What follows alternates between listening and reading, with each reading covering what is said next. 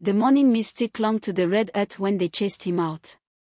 It was the kind of mist that softened everything, trees, roofs, even anger, but nothing could soften the hatred in their eyes.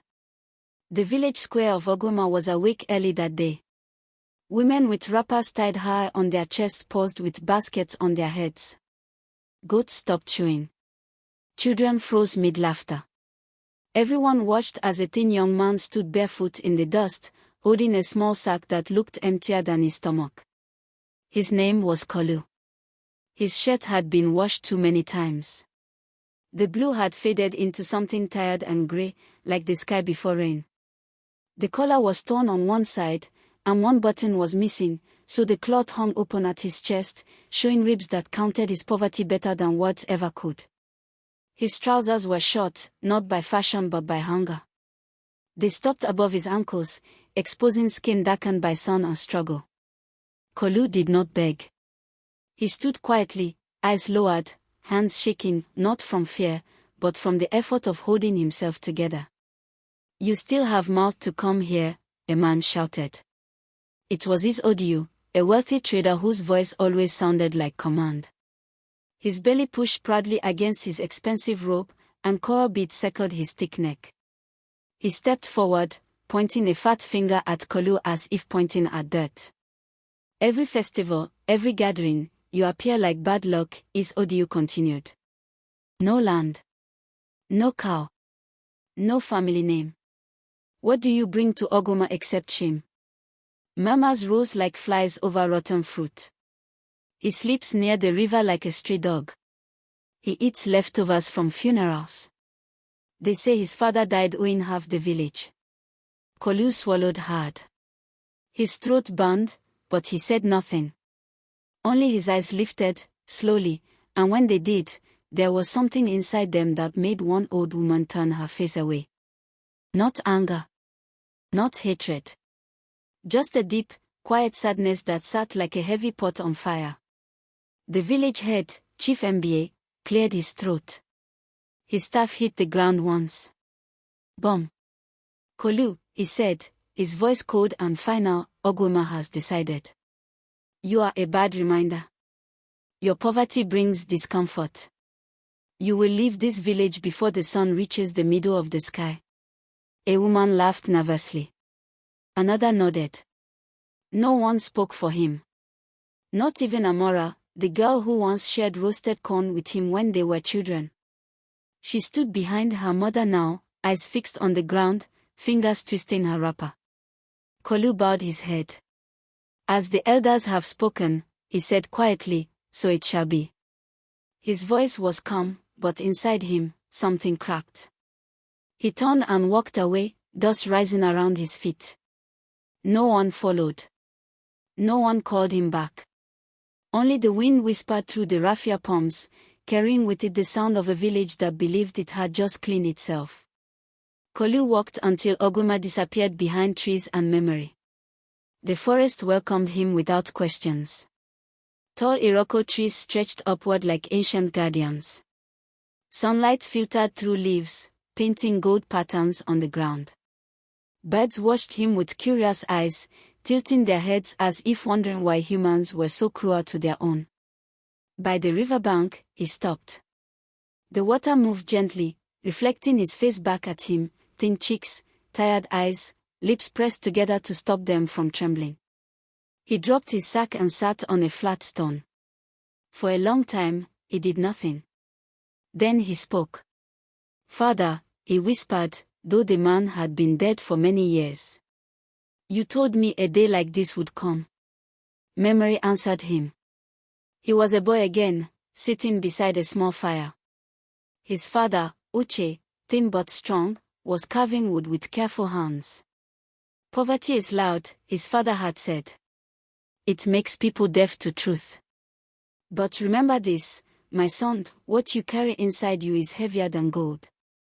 Kolu closed his eyes. "What if they never see it?" he asked the river.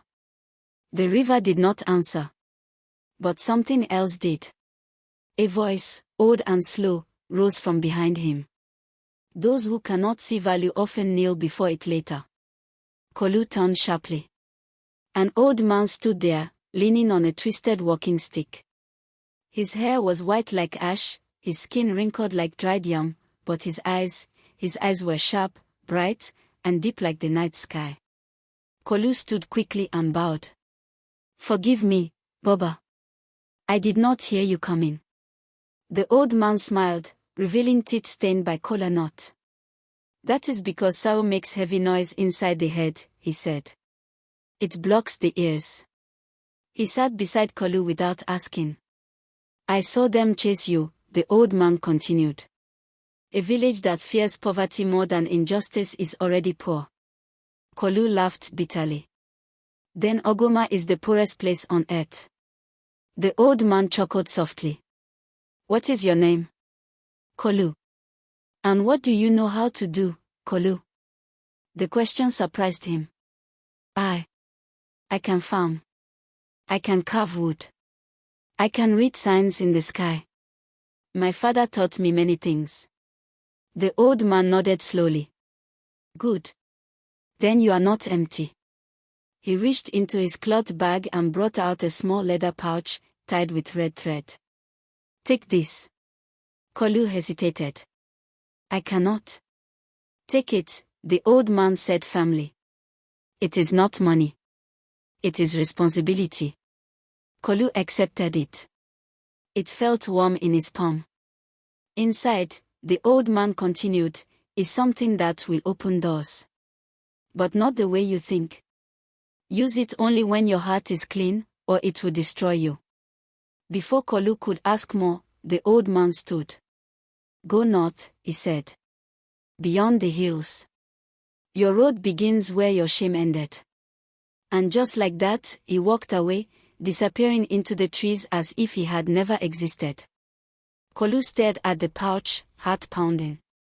For the first time since that morning, hope knocked softly on his chest. The north was hard. The sun there burned hotter, and the land was dry and cracked. Kolu worked wherever hands were needed, on farms, in workshops, carrying loads in markets. He slept under stars, washed in streams, and ate only when kindness remembered him. But something changed. Wherever he went, people noticed him. Not his clothes. Not his poverty. His calm. When disputes broke out, his words settled them. When crops failed, his advice saved them. He spoke little, but when he did, even elders listened. One evening, in the town of Zoromoko, a royal messenger collapsed at his feet. "The king is dying," the man gasped. "Our healers have failed." Without knowing why, Kolu's hand moved to the leather pouch. Inside was a dried leaf and a small calf symbol. His father's voice echoed in his mind, "What you carry inside you is heavier than gold." Kolu followed the messenger. Back in Ogoma, drums beat in panic. The king of the great kingdom, King Noji the Mighty, was dying. His skin had turned pale, his breath shallow. No sacrifice worked. No prayer answered. Days later, news spread like wildfire. A poor stranger healed the king. He did it with one leaf. The king knelt before him. When the king finally spoke, his voice shook the palace walls. "Find him," he commanded. "Bring him to me. I will beg if I must."